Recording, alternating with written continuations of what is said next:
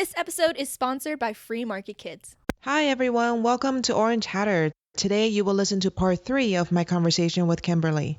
If you study social science, I think they compare a grocery store in Russia to a grocery store in America. We walk into a grocery store and there's not one kind of pasta. There's like 25 different kinds of pasta and then 10 more that are gluten-free, Whereas if you go to Russia, maybe you get one choice. The point being that sometimes the energy it takes for us to make a decision actually paralyzes us more, or it makes us more stressed. Paralysis by analysis. Paralysis by analysis. If I walk into a grocery store, there's one kind of pasta, I'll just take it and put it in my cart. But now I stand in the aisle, I'm like, okay, do I need to read all the labels?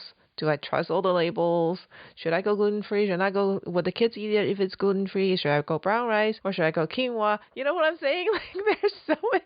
And it's like that with Bitcoin stuff. Like, oh, you have hot wallets? You have like 25 different hot wallets. And then you have one hot wallet that's coming out every 6 weeks. And then you got cold storage. But then you got all these different kinds of cold storage. That's so much information. So you have your friend. He walked you through all the steps. And you were kind of putting the two things together, the Jack Island book and the Bitcoin. So now, like, fast forward through that 1 year, how did getting involved with Bitcoin with some conviction change the way you live your everyday life? Or did it at all? Well, I would say it does, because I've become, an ambassador for Bitcoin, right? Like, I mean, a self-proclaimed ambassador for Bitcoin, whether Bitcoin wants me or not. Yeah, I mean, now it's like I talk about it all the time. I mean, I let people know that I'm invested, and I'm constantly throwing it out there to see if I can find people that either are like, oh yes, they're interested, or they have, I'm trying to find people that I can make some connection with. And definitely, right, as my conviction has grown, my allocation to Bitcoin has grown. So a bigger percentage of our savings has gone into it. And I stack sats constantly now. I'm like, rearranging our budget, right? So we can save more. And I've gone down that rabbit hole. I'm so curious about it. I want to learn so much about it. I'm so hopeful for it. I want to increase my education and my knowledge and my understanding about it. So, I mean, I'm constantly listening to a podcast or reading about it, and not just about Bitcoin, but understanding the macroeconomic environment too, because I come to understand now that that's probably more important than like an individual company's financial statements. You know what I mean? Like, you can explain about probably 98% of what happens in the market just by the macroeconomics that's going on. So between kind of this obsessive desire to understand more about the macro side of things, and then also Bitcoin and then how it's going to fit into it, it's changed me a lot. It really has, because I feel like I've kind of got a cause that I'm fighting for. Corey Klepston from Swan Bitcoin, he says we're in a race, and hopefully we can get that adoption before we have a war, right? Because we don't want, the U.S. government is probably the only agency, right, that is big enough and powerful enough to make access to Bitcoin difficult. I don't think they can stop it, but they can certainly slow it down. I feel like we are in a race to help people understand it, know about it, know what it means, so that we don't have to, we can transition quicker and easier.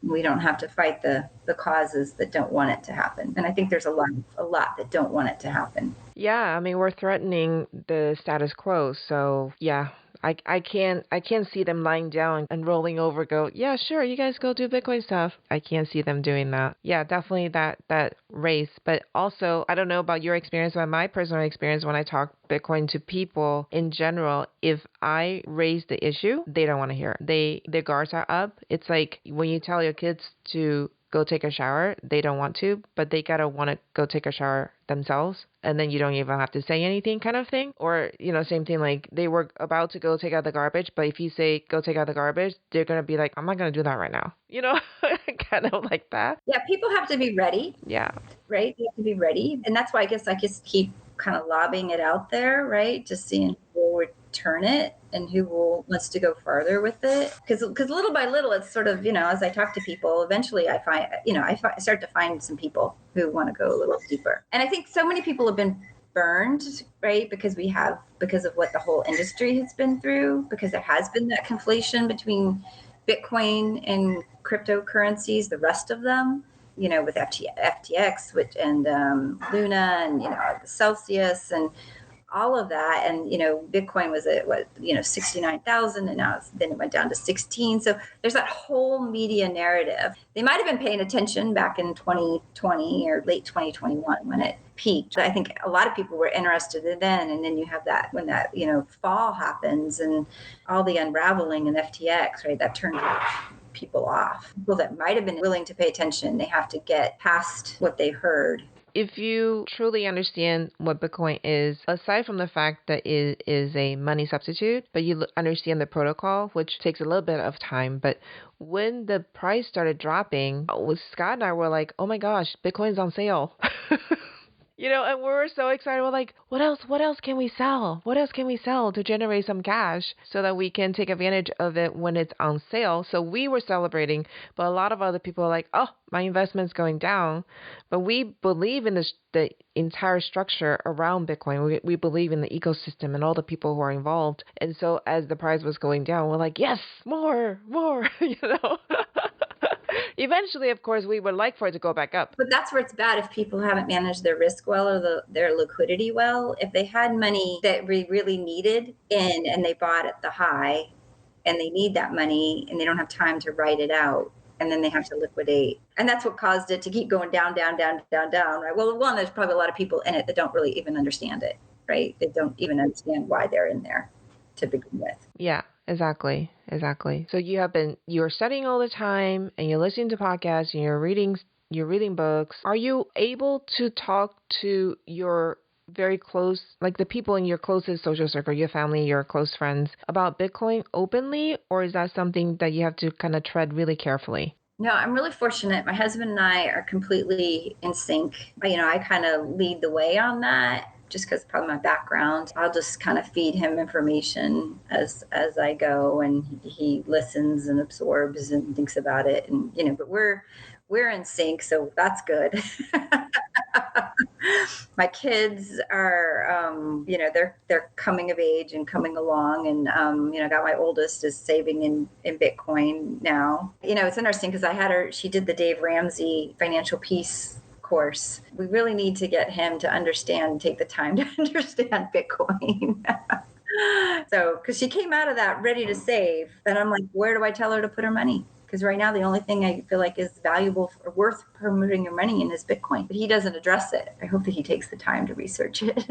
Yeah, I did the same thing with my kids. We did the financial peace curriculum with them. And so I know that at least at the time when we studied it, he was very against people buying real estate properties and renting them out because he says most people don't understand what they're doing, end up losing a lot of money. So at one point, I think in his book, he was like, if you have a rental property, sell it right away or something like that. I don't know if you remember that part. But, Rich Dad Poor Dad, we taught that to our kids as well. The cash flow for kids, we used to play with them once a month. Oh, wow. Okay, yeah. For a long time. Yeah, like we would say, if you get out of the rat race, here's a bowl of jelly beans. You can go have your jelly beans. And so we would play Rich Dad Poor Dad. And when they were graduating high school, one of their required books that I made them read was a Robert Kiyosaki book called Why A students work for C students and B students work for the government. Ooh, I haven't read that. Yeah, that's a great book. That's a great book for you to have your kids read. It's thick, but it goes really fast. Mm-hmm.